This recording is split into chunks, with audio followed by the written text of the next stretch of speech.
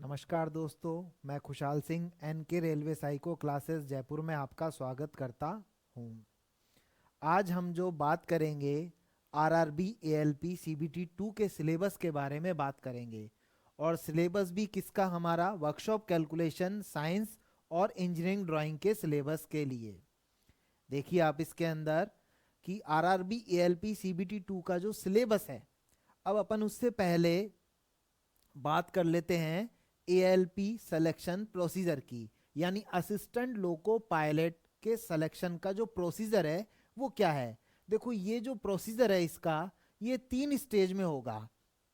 इसमें देखिए आप, फर्स्ट स्टेज के अंदर हमारे पास में सीबीटी 1 आएगा, सेकंड स्टेज के अंदर हमारे पास सीबीटी 2 आएगा, और थर्ड स्टेज के अंदर हमारे पास में साइको टेस्ट आएगा। यानी 3 स्टेज जब आप क्लियर कर लोगे तब जाकर के आप कहीं जाकर के फाइनल एएलपी में सेलेक्ट होगे। ठीक है।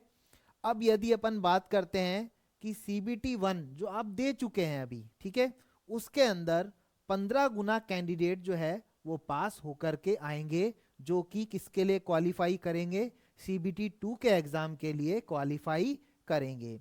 सीबीटी 2 के अंदर जो बच्चे एग्जाम देंगे वो हमारे पास में 8 गुना रेलवे के अंदर 8 गुना कैंडिडेट क्वालिफाई करेंगे। वो किसके लिए जाएंगे? वो आपके साइको टेस्ट के लिए जाएंगे। और साइको टेस्ट से जो बच्चे निकल कर के आएंगे, यानी जो मेरे दोस्त निकल कर के आएंगे, वो 1 गुना निकल के आएंगे, वो फाइनल एएलपी के अंदर जाकर के सेलेक्ट होंगे। ठीक है। अब इसमें यदि अपन आगे देखते हैं तो आपने जो सीबीटी 1 जो दिया था, आप जो सीबीटी 1 दे चुके हैं, उसके अंदर आपके 75 क्वेश्चन आए थे, और उन 75 क्वेश्चनों की जो टाइमिंग थी वो 60 मिनट की थी। मैं आशा करता हूं कि आप सभी का ये पेपर काफ़ी अच्छा हुआ होगा और आप सभी का 100% सिलेक्शन होगा यदि आपने जी जान से मेहनत करी है।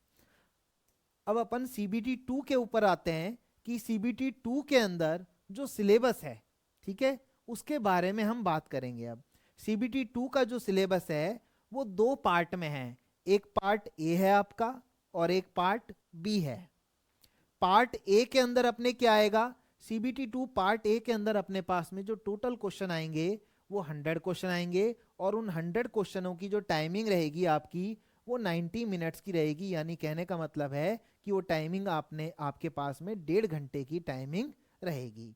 अब उस 1.5 घंटे में आपको कौन कौन से क्वेश्चन सॉल्व करने हैं? मैथ के क्वेश्चन आएंगे आपके, रीजनिंग के क्वेश्चन आएंगे आपके, basic science workshop calculation and engineering drawing के आएंगे आपके, और जर्नल अवेयरनेस। अभी जर्नल अवेयरनेस के बारे में अभी कोई सूचना नहीं है, लेकिन पिछली बार जो एग्जाम हुआ था गत वर्ष में, तो सीबीटी 1 के बाद में नोटिस आया गया था, तो नोटिस के अंदर जनरल अवेयरनेस आई थी उसके अंदर, लेकिन अभी तक कोई ऐसी सूचना नहीं है। ठीक है। तो मैथ, रीजनिंग और बेसिक साइंस यानी वर्कशॉप कैलकुलेशन ड्राइंग तो आपके आएगी आएगी। अच्छा, यदि जनरल अवेयरनेस आपके नहीं आएगी तो इसका मतलब उसके क्वेश्चन जो है आपके वो मैथ, रीजनिंग और बेसिक साइंस यानी वर्कशॉप कैलकुलेशन ड्राइंग के अंदर मर्ज हो जाएंगे। अच्छा, पिछली बार जो आपके आए थे 25 क्वेश्चन मैथ्स के आए थे, रीजनिंग के आपके जो क्वेश्चन आए थे वो 25 क्वेश्चन आए थे, 40 क्वेश्चन आपके जो आए थे वो किसके आए थे? Workshop calculation and engineering drawing के आए थे। अब जर्नल अवेयरनेस जब आपके आएगी नहीं तो इसका मतलब ये 10 क्वेश्चन जो है आपके, हो सकता है 10 क्वेश्चन सीधे सीधे इसके अंदर आ जाए यहाँ पे, या हो सकता है इधर 2 2 6 क्वेश्चन ऐसे, मतलब ये 10 क्वेश्चन जो है अपने यहाँ कहीं सेट हो जाएंगे, और हो सकता है नोटिस आ जाए जनरल अवेयरनेस का भी, तो जनरल अवेयरनेस आपके आ जाए। देखो अब बात आती है आपके पास में, देखो अभी तक जो आपने तैयारी करी है मैथ रीजनिंग की करी है, बेसिक साइंस आपने जो पढ़ी है वो 9th 10th की पढ़ी है। अब जो इसके अंदर जो साइंस आने वाली है आपकी, वो वर्कशॉप कैलकुलेशन जो आएगी आपकी, वो 9th 10th वाली न आकर के किसकी आएगी? आईटीआई वाली आएगी। जो आईटीआई के अंदर आपके वर्कशॉप कैलकुलेशन ड्राइंग का जो सिलेबस है वो अपने पास में वर्कशॉप कैलकुलेशन एंड साइंस इसके अंदर आएगी। और इसके कितने क्वेश्चन आएंगे? 40 क्वेश्चन आएंगे। ये 40 क्वेश्चन आपके सीबीटी 2 के अंदर बहुत इंपॉर्टेंट है, आपको बहुत ध्यान से इन क्वेश्चनों को करना है, क्योंकि यही आपको स्टेज 3rd के अंदर पहुंचाएंगे। स्टेज 3rd मतलब आपको साइको टेस्ट के लिए क्वालिफाई करवाएंगे।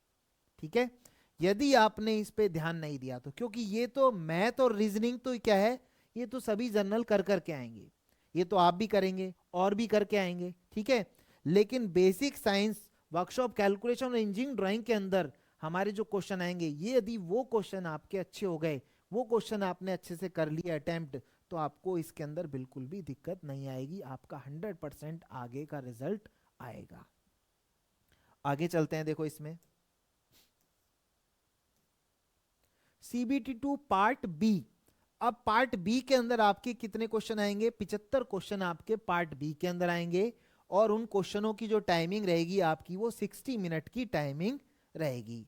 अब आता है कि पार्ट ए के अंदर, जब आपके हमारे पास पार्ट ए के अंदर हमने देखा था कि पार्ट ए के अंदर मैथ, रीजनिंग और वर्कशॉप, कैलकुलेशन, ड्राइंग आ गई, तो पार्ट बी के अंदर क्या आएगा, पार्ट बी के अंदर आपके जो आएगा वो ट्रेड थ्योरी के 75 क्वेश्चन आएंगे। अब ट्रेड थ्योरी से मतलब है, मतलब जो फीटर से है या वेल्डर से है या मैकेनिक डीजल से है, तो उसमें मैकेनिक डीजल के ट्रेड थ्योरी के क्वेश्चन आएंगे 75, या फीटर के ट्रेड थ्योरी के क्वेश्चन आएंगे 75, या इलेक्ट्रिकल से है तो इलेक्ट्रिकल ट्रेड थ्योरी के 75 क्वेश्चन वो आएंगे।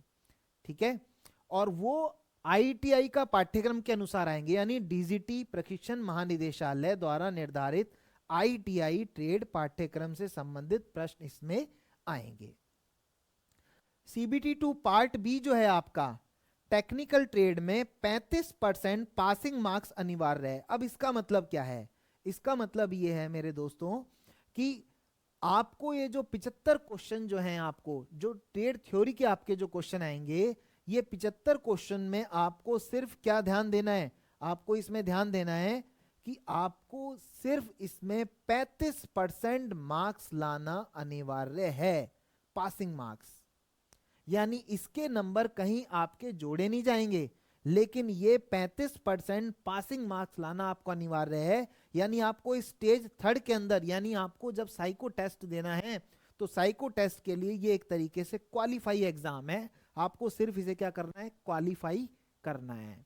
35% मार्क्स यानी कहने का मतलब है लगभग आपने यदि 75 में से 27-28 क्वेश्चन यदि सही कर दिए, तो आप क्या करोगे, 35% क्वालिफाई करोगे। यानी एक तरीके से आपने ट्रेड थ्योरी का यदि 70-80% आपने अच्छे से कर लिया तैयार मैटर, तो आप आराम से 75 क्वेश्चन जो है सॉल्व करके आ जाओगे और आपका 35% मार्क्स आराम से आ जाएगा।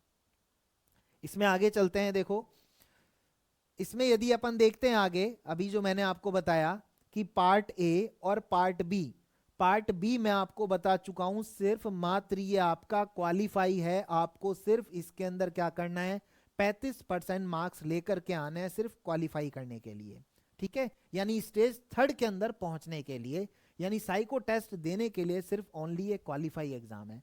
लेकिन पार्ट ए जो है आपका, ठीक है, वो थर्ड स्टेज के लिए यानी साइको टेस्ट के लिए भी है हमारे लिए इंपॉर्टेंट, और फाइनल मेरिट के लिए भी हमारा ये इंपॉर्टेंट है, जिसकी मैं आगे आपसे चर्चा करूंगा।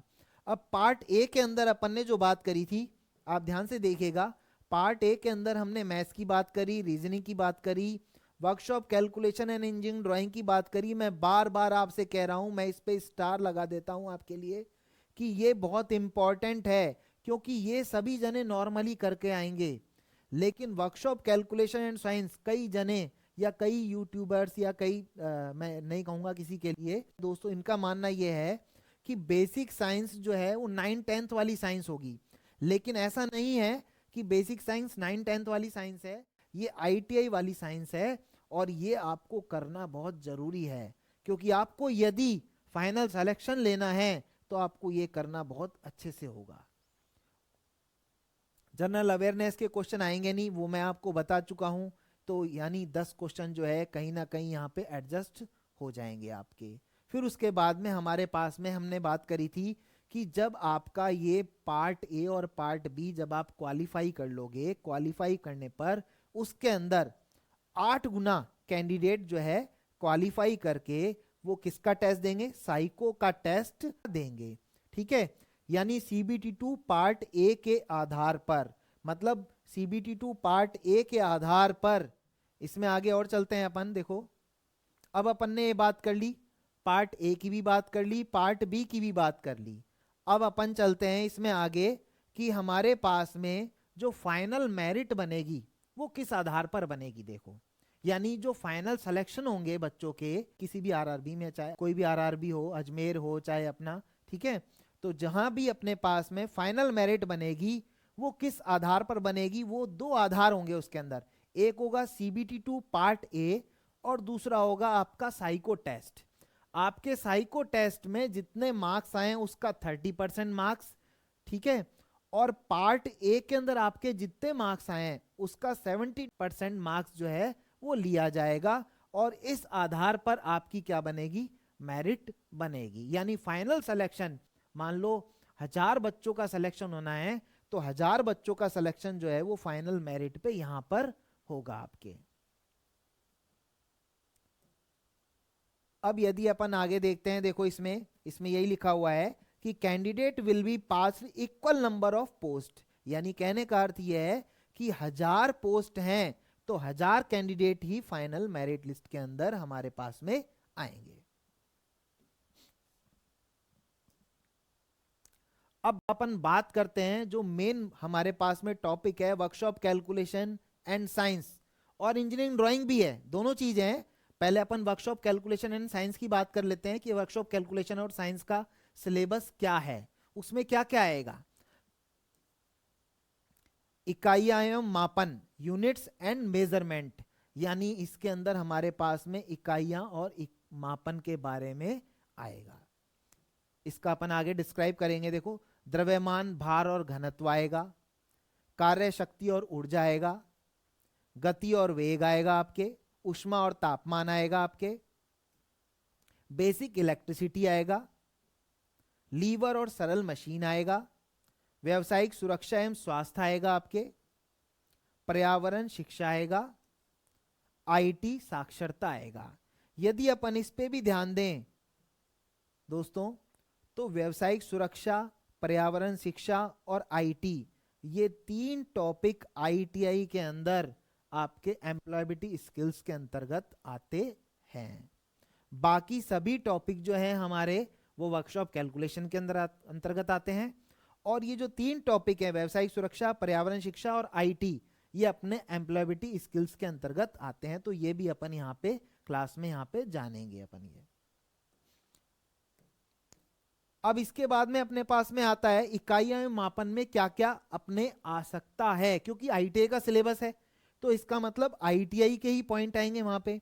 तो हमारे पास में इकाइयां एवं मापन में यदि अपन देखें तो इकाइयों का परिचय, उसका वर्गीकरण, मौलिक और व्युत्पन्न इकाइयां, इकाइयों की प्रणालियां, एफपीएस प्रणाली, सीजीएस प्रणाली, एमकेएस प्रणाली, भौतिक राशियों की इकाइयां, प्रतीक, रूपांतरण कारक उनके, यांत्रिक मात्राएं, विद्युत मात्राओं की माप, और उनसे संबंधित जो है आपके न्यूमेरिकल भी इसके अंतर्गत आपको कराए जाएंगे। और हो सकता है न्यूमेरिकल आ जाए, और हो सकता है कोई थ्योरी से रिलेटेड आपके पॉइंट आ जाए।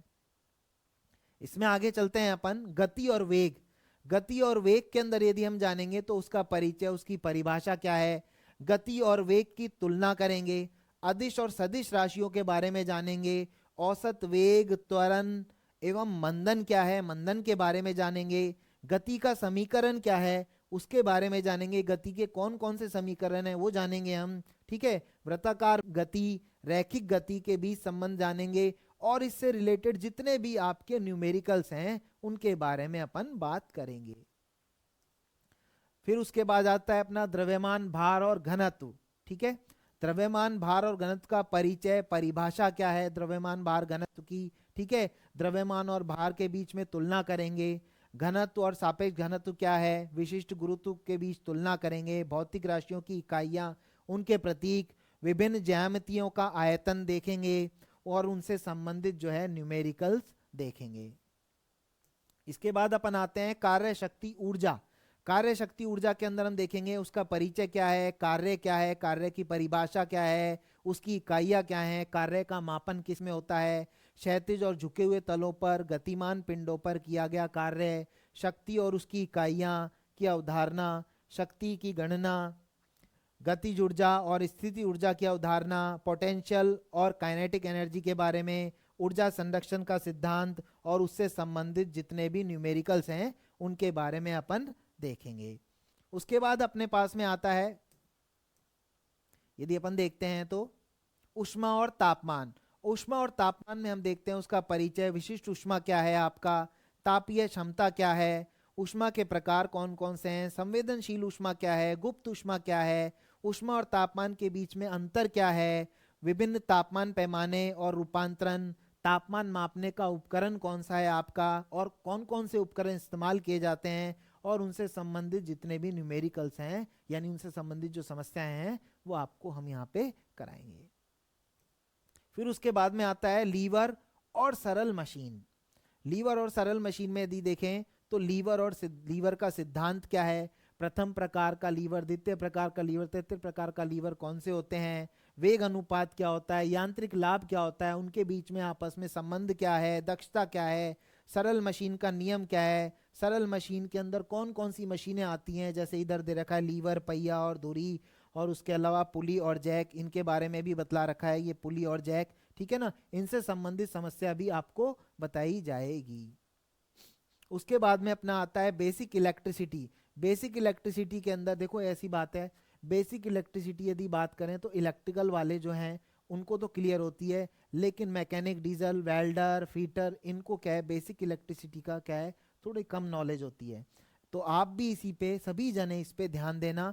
बेसिक इलेक्ट्रिसिटी के अंदर एसी क्या है, डीसी क्या है, ओम का नियम क्या है, किरचॉफ का नियम क्या है आपका, धारा, वोल्ट, प्रतिरोध और शक्ति के बीच में संबंध क्या है, प्रतिरोध कनेक्शन, ठीक है, समांतर और पैरेलल कनेक्शन कौन कौन से होते हैं, इंसुलेटर का गुण क्या है, कंडक्टर का गुण प्रकार क्या है, विद्युत शक्ति, अशु शक्ति के बारे में, और उससे संबंधित जो भी हमारे पास में न्यूमेरिकल आएंगे वो आपके सामने हम करेंगे। व्यावसायिक सुरक्षा एवं स्वास्थ्य, मैंने आपको पहले ही बताया कि ये जो पॉइंट है हमारे पास में एम्प्लॉयबिलिटी स्किल्स से लिया गया है, ठीक है ना, तो एम्प्लॉयबिलिटी स्किल्स के अंदर ये पॉइंट है, ठीक है ना, वर्कशॉप कैलकुलेशन के अंदर ये नहीं है। इसमें क्या आता है, सुरक्षा और स्वास्थ्य आता है कि व्यावसायिक सुरक्षा क्या है, उस स्वास्थ्य का परिचय क्या है, व्यावसायिक खतरे कौन कौन से हैं, बुनियादी खतरे कौन से हैं, रासायनिक खतरे आपके कौन से हैं, कंपन, ध्वनि, यांत्रिक खतरे, विद्युत खतरे, थर्मल खतरे, दुर्घटना और सुरक्षा, दुर्घटना पर नियंत्रण कैसे किया जा सकता है, प्राथमिक चिकित्सा, बुनियादी प्रावधान, भारत में कानून के तहत सुरक्षा और जो भी नियम बनाए गए हैं वो, ये सब अपने व्यावसायिक सुरक्षा में आएंगे। उसके बाद अपने पास में आता है पर्यावरण शिक्षा।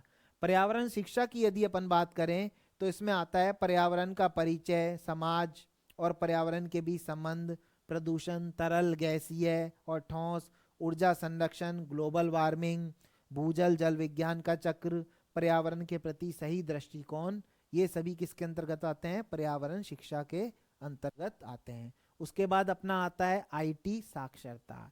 आईटी साक्षरता के अंदर यदि अपन बात करते हैं तो उसके अंदर अपना कंप्यूटर और कंप्यूटर से रिलेटेड आते हैं, जैसे कि कंप्यूटर का परिचय क्या है, उसका उपयोग क्या है, हार्डवेयर क्या है, उसके अंदर इनपुट आउटपुट डिवाइस क्या है, एमएस ऑफिस क्या है, इंटरनेट क्या है, कंप्यूटर नेटवर्क क्या है, वेब ब्राउजर क्या है, साइबर अपराध के प्रकार कौन कौन से हैं, कौन कौन से अधिनियम आते हैं इसके अंतर्गत, ये सभी हमारा किसके अंतर्गत आएगा, आईटी साक्षरता के अंतर्गत आएगा। इसके बाद अपन बात करते हैं, देखो वर्कशॉप कैलकुलेशन था एक तो जो कि आईटीआई में आता है अपने, दूसरा हमारा इंजीनियरिंग ड्राइंग भी आईटीआई के अंतर्गत आता है। अब उसके अंदर देखो आप इंजीनियरिंग ड्राइंग के अंदर आपके क्या क्या है, प्रोजेक्शन, व्यूज, यानी आइसोमेट्रिक और ऑर्थोग्राफिक प्रोजेक्शन और आइसोमेट्रिक और ऑर्थोग्राफिक व्यू के बारे में आपके क्वेश्चन आएंगे इसके अंदर। ड्राइंग इंस्ट्रूमेंट के क्वेश्चन आएंगे इसके अंदर कि कौन कौन से ड्राइंग इंस्ट्रूमेंट है, उनका क्या उपयोग है। लाइन के बारे में आएगा कि ड्राइंग के अंदर कौन कौन सी लाइन इस्तेमाल की जाती हैं, ठीक है।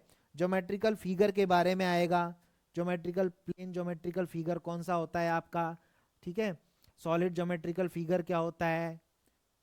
सिंबॉलिक रिप्रेजेंटेशन, सिंबॉलिक रिप्रेजेंटेशन यानी जितने भी प्रतीक हैं, चाहे वो वेल्डिंग से रिलेटेड प्रतीक हो आपके, चाहे वो आपके फीटर से रिलेटेड प्रतीक हो, चाहे वो आपके इलेक्ट्रिकल से रिलेटेड प्रतीक हो, चाहे वो आपके इलेक्ट्रॉनिक्स से रिलेटेड प्रतीक हो, यानी सिंबल हो, जो भी सिंबल इस्तेमाल किए जाते हैं इसके अंदर वो सभी आएंगे, ठीक है।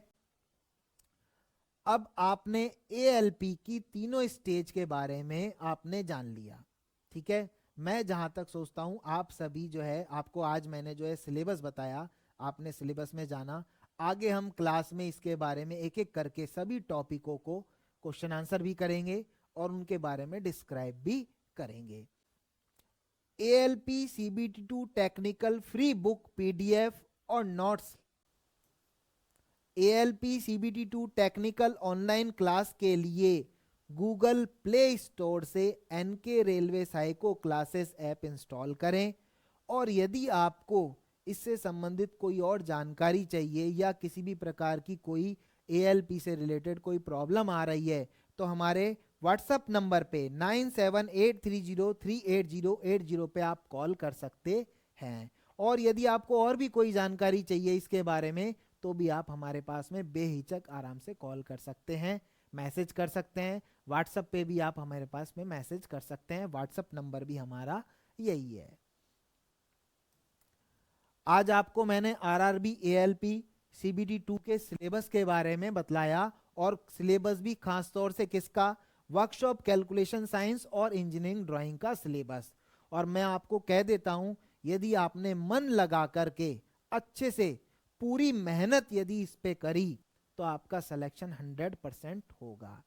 साइको के लिए तो मुझे कहना ही क्या है, क्योंकि साइको के तो आप जो हैं हमारे पास में नैनू शर्मा जी, आपको ही पता है वो काफ़ी एक्सपर्ट हैं। और यदि आपको यहाँ पे वर्कशॉप कैलकुलेशन और इंजीनियरिंग ड्राइंग के अंदर भी यदि नंबर फुल में से फुल चाहिए तो आप हमारे साथ बने रहिए, पूरी कोशिश कीजिए इसके ऊपर, क्योंकि यही आपकी जो है क्वालिफाई करवाएगा आपको। और जो नंबर जो आपके बनेंगे, जहां मैंने ये लिखा है 40 अंक पक्के करें, वो नंबर पक्के आपके वर्कशॉप कैलकुलेशन साइंस और इंजीनियरिंग ड्राइंग के अंदर ही होंगे। मैं आशा करता हूं कि आपको मेरी ये वीडियो जो है अच्छी लगी होगी, और यदि ये मेरी वीडियो अच्छी लगी है तो लाइक करें और अपने दोस्तों को सभी को शेयर करें, और हमारा NK railway psycho classes channel जो है उसे सब्सक्राइब करें। धन्यवाद दोस्तों।